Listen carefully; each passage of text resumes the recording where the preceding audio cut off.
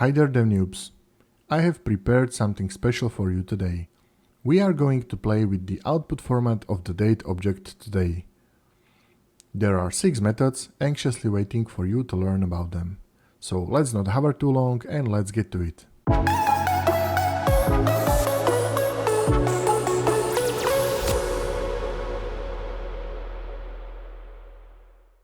The first method of the day will be method toString. It returns a string representing the specified date object. The format of the return string is specified in ECMA 262 and is as follows: 3-letter English weekday name, 3-letter English month name, 2-digit day in month, 4-digit year, 2-digit hour of day, 2-digit minute of hour, 2-digit second of minute, the fixed string GMT, time zone offset sign, 2-digit hour offset, 2-digit minute offset, and optionally it can contain full name or an abbreviation of the local time zone within brackets. Each value from this list is of course delimited by a single space from the other values.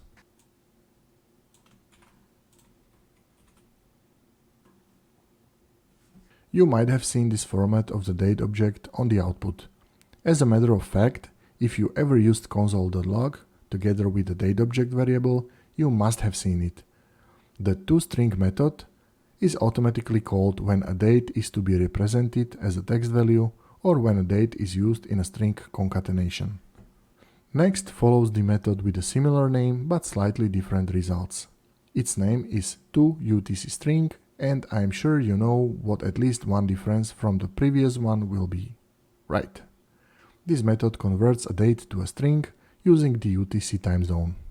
The value returned by toUtc String method is a string in the following format: day of week as 3 letters with a fixed character of comma, day of month as 2 digits with leading 0 if required, month as 3 letters, year as 4 or more digits with leading zeros if required, hours as 2 digits with leading 0 if required, minutes as 2 digits with leading 0 if required, and seconds as 2 digits with leading 0 if required.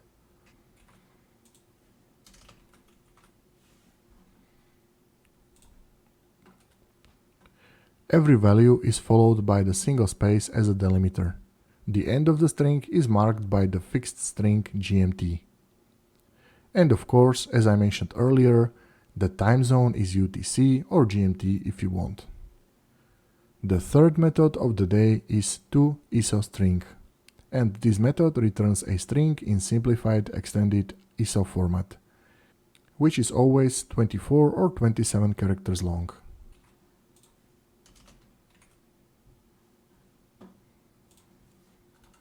The time zone is always 0 UTC offset, which is denoted by the suffix Z.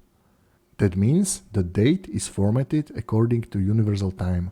The method number 4 is called toJSON, and it once again returns a string representation of the date object.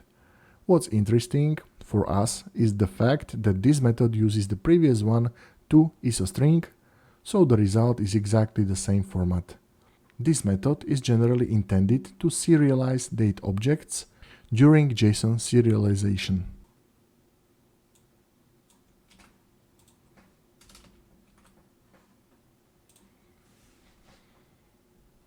The fifth method for today is called toDateString.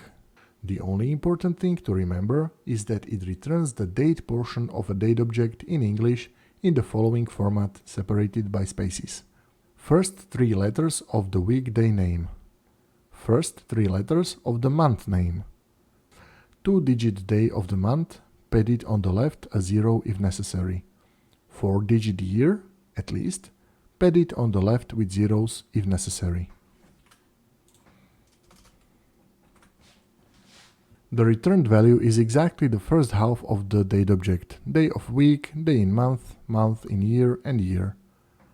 The sixth and last method is method toTimeString.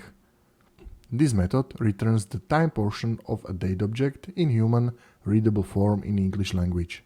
Structure is as follows: 2-digit minute of hour, 2-digit second of minute, the fixed string GMT, time zone offset sign, 2-digit hour offset, 2-digit minute offset. Optionally, it can contain full name or an abbreviation of the local time zone within brackets. Each value from this list is delimited by a single space from the other values. This method and the previous one are practically halves of the first method of the day, toString method.